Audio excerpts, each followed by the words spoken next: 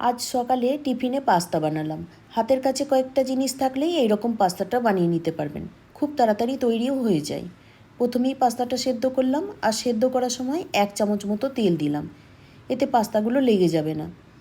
এবার অন্য কড়াতে পরিমাণ মতো তেলের মধ্যে রসুন আর পেঁয়াজ কুচি দিলাম। দুটোকে বেশ ভালো করে ভেজে নিলাম। তারপর ওর মধ্যে ঝালের জন্য 2টো কাঁচা লঙ্কা, অল্প আদা আর একটা টমেটো কুচিয়ে দিলাম।